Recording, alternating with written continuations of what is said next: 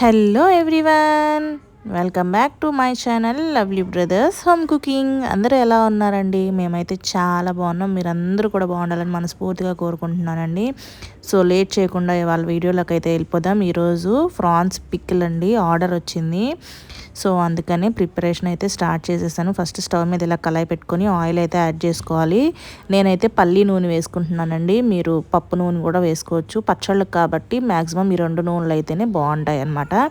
So నూనె కొంచెం బాగా మరిగిన తర్వాత ఇందులోకి ఫ్రాన్స్ నేను వేసుకొని ఫ్రై చేసుకుంటున్నాను అనమాట. ఫ్రాన్స్ నేను ముందే నీచు నీళ్ళు ఉంటాయి కదండి, అవన్నీ ఇంకిపోయేదాకా నేను ఫ్రై చేసుకున్నాను. తర్వాత నేను ఇట్లా డీప్ ఫ్రై చేసుకుంటున్నాను అనమాట. ఎందుకు ముందే నేను ఫ్రై చేసుకున్నానంటే ఆ నీచు నీళ్ళు లేకుండా మనం ఫ్రై చేసుకుంటేనే పచ్చడి నిల్వ ఉంటుంది, నీచు వాసన రాదు. ఎందుకంటే మనం ఫ్రై చేసేటప్పుడు అందులోంచి చాలా వాటర్ వస్తాయి కదా, ఆ వాటర్ మళ్ళీ ఈ ఆయిల్లో కనుక ఫ్రై చేసామనుకోండి మొత్తం అంతా మనకి నీచు స్మెల్ వస్తుంది అనమాట. సో అందుకని ముందు అలా ఫ్రై చేసుకొని నెక్స్ట్ నేను ఇట్లా డీప్ ఫ్రైకి సపరేట్గా ఆయిల్ పెట్టుకుంటున్నాను అనమాట. ఇంక ఇదే పచ్చడికి కూడా ఆయిల్ మొత్తం అంతా ఇందులోనే సరిపెట్టేస్తాను అనమాట. సో మొత్తానికి ఇట్లా బాగా మనం ఫ్రై చేసుకోవాలి. ఫ్రై అయిన తర్వాత ఇందులోకి అల్లం వెల్లుల్లి పేస్ట్ అయితే యాడ్ చేసుకోవాలి. నేనైతే బాగా గట్టిగా అయ్యేలాగా ఫ్రై చేయట్లేదండి, కొంచెం లైట్ గోల్డెన్ కలర్ వచ్చేదాకా ఫ్రై చేసుకున్నాను. ఆ తర్వాత అల్లం వెల్లుల్లి పేస్ట్ వేసాను. సో ఇప్పుడు అల్లం వెల్లుల్లి పేస్ట్ కూడా కొంచెం పచ్చివాసన పోయేంత వరకు వేపుకోవాలి.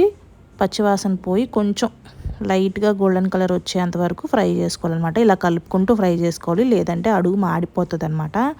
అల్లం వెల్లుల్లి పేస్ట్ కదా, సో అందుకని ఇలా బాగా కలుపుకుంటూ మనం ఫ్రై చేసుకోవాలండి.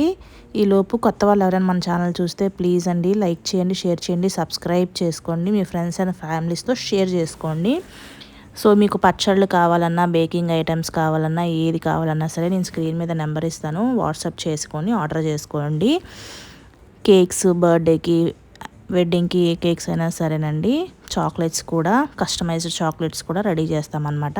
సో చూసారా ఇలా బాగా ఫ్రై అయింది కదా, ఇప్పుడు ఇందులోకి మనం స్పైసెస్ని యాడ్ చేసుకోవాలి. నేనైతే ఇప్పుడే యాడ్ చేసేసుకుంటానండి. చాలామంది ఏంటంటే స్టవ్ మీద నుంచి దించాక యాడ్ చేస్తారు, అలా చేసినా మీ ఇష్టమే. నేను స్టవ్ని కొంచెం మీడియం ఫ్లేమ్లో పెట్టుకొని మసాలా అయితే యాడ్ చేసుకున్నాను. నెక్స్ట్ మనకి తగినంత సాల్ట్ కూడా యాడ్ చేసుకోవాలి. నెక్స్ట్ ఏంటంటే మీరు కారం అన్నీ యాడ్ చేసుకోవాలన్నమాట. నేను ఏంటంటే ఫ్రెష్గా చేసిస్తానండి. ఎవరు ఆర్డర్ చేసినా సరే 1 డే బిఫోర్ ఆర్డర్ తీసుకుంటాను కాబట్టి 1 డే బిఫోరే నేను ఇలా వెజ్ పికిల్స్ అయితే ముందు పెట్టేసి ఉంచుతాం, కానీ ఇవి మాత్రం నాన్ వెజ్ మాత్రం ఫ్రెష్గానే చేసి ఇస్తామండి, ఎవరికి తగ్గట్టు వాళ్ళకే అనమాట. సో కారం కూడా వేసుకున్నాను కదా, ఇప్పుడు బాగా కలిపేసుకోవాలి. ఇవి మొత్తం అంతా బాగా కలిసేదాకా కలుపుకొని కొంచెం ఒక 1-2 మినిట్స్ ఉంచితే చాలు స్టవ్ మీదే. ఆ తర్వాత నేను స్టవ్ ఆఫ్ చేసేసుకొని బాగా చల్లారిన తర్వాత ఇందులో నిమ్మరసం యాడ్ చేసుకోవాలి. నిమ్మరసం బదులు మీరు చింతపండు కూడా యాడ్ చేసుకోవచ్చు.